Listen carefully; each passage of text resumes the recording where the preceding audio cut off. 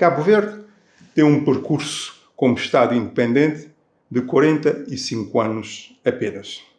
É, todavia, uma nação com uma história e uma identidade há aproximadamente 500 anos.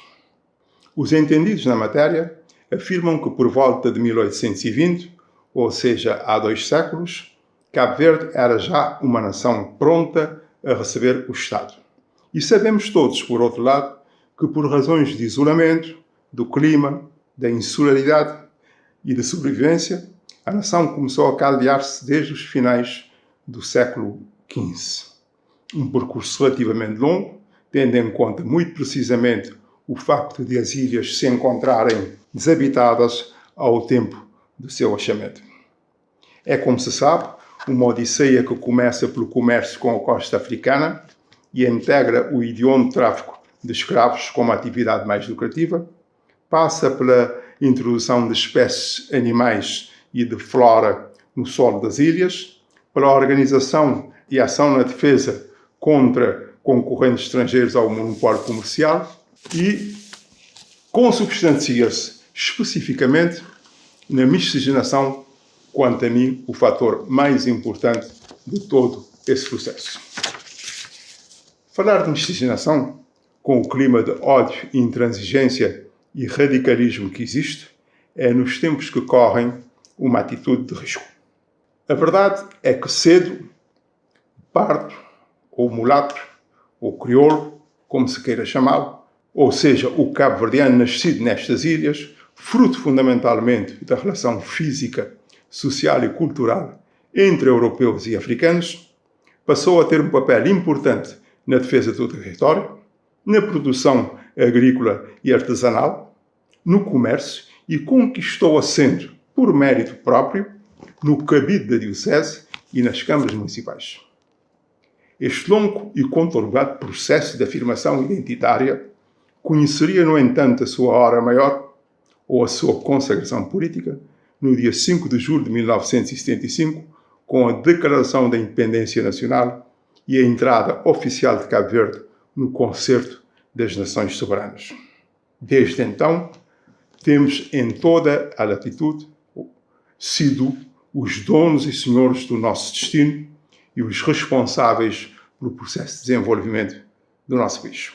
Parece-me consensual afirmar que os ganhos com a independência foram notórios e enormes em quase todos os setores da vida nacional.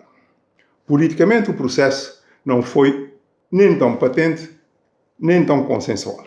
Como o caminho faz-se caminhando, o cabo-verdiano soube, na altura mais favorável, ultrapassar as discussões do processo e instalar um Estado de Direito Democrático regido por uma Constituição moderna e equilibrada que consagra a dignidade humana como um valor absoluto e garante o respeito e exercício dos direitos humanos e das liberdades fundamentais.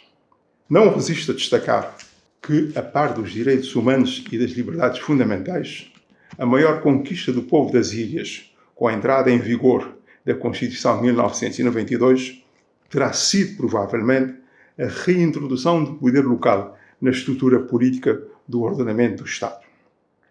Um poder local que, historicamente, foi anterior ao Estado como nós o conhecemos hoje e sem o qual o cabo-verdiano de antanho teria certamente sucumbido perante a inércia e o descaso dos poderes centrais do tempo. Uma lição a aprender, pois, com o passado, para enfrentar com êxito o futuro. Mas, dizia, a independência foi um processo conseguido e as fundações do Estado de Direito Democrático estão hoje consolidadas. É esta a realidade com que nos confrontamos. Podia-se caminhar mais depressa e com melhor proveito para todos?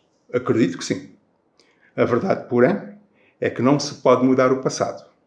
Todavia, conhecê-lo e analisá-lo com seriedade e lucidez permite-nos tirar ilações úteis e projetar o futuro. Assumir medidas cuja implementação demandam empenho, flexibilidade e inteligência, o que pressupõe diálogo, seriedade e compromisso de todos os sujeitos envolvidos no processo, se quisermos de facto atingir a prazo o desiderato do desenvolvimento humano sustentado. Assumindo que os ganhos até hoje conseguidos, como sendo fruto do trabalho abnegado das gerações de cabo-verdianos e admitindo que o desiderato do desenvolvimento é uma aspiração comum, sincera, importa descortinar então que perspectivas para o futuro do nosso país. Para se atingir uma sociedade próspera e justa nestas ilhas, há meia dúzia ou pouco mais de questões integradas que, me parece, deveriam constituir prioridades para qualquer governo e, por isso mesmo, serem matéria de consenso nacional. Em primeiro lugar, a mobilização e utilização adequada da água, bem de primeira necessidade indispensável à vida com saúde. A seguir, uma gestão do território que integre a preservação ambiental, priorize a utilização das energias renováveis e garanta o aproveitamento sustentado dos recursos da terra. Uma educação que prime pela qualidade, com valências consistentes na matemática e domínio de línguas e integração das novas tecnologias, da formação profissional, artes e do ensino da música como opção nos currículos do secundário. Entender a cultura como o lastro que aglutina a nação, a nossa maior riqueza, um produto, pois, a ser preservado e valorizado. Aproveitamento econômico do mar como fonte de alimentos e riquezas naturais, via privilegiada de transporte entre ilhas e de ligação com o mundo. Adoção de políticas financeiras, fiscais e de crédito que facilitem a criação de empresas geradoras de emprego, produção e riqueza. Capitalização e integração dos recursos humanos da diáspora cabo-verdiana. E, por último, mas não menos importante, a descentralização dos recursos humanos, materiais e financeiros com vista à concretização da regionalização, único meio, quanto a mim, de resolver em tempo desejado o desígnio nacional de uma sociedade justa e próspera. É que não se pode negar o óbvio.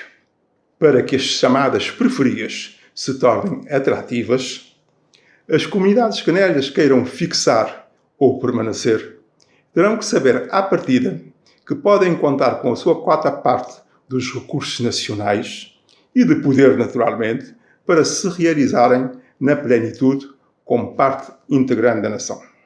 Se estas premissas estiverem realizadas, estou convencido que os demais setores do desenvolvimento humano conhecerão concomitantemente progressos assinaláveis.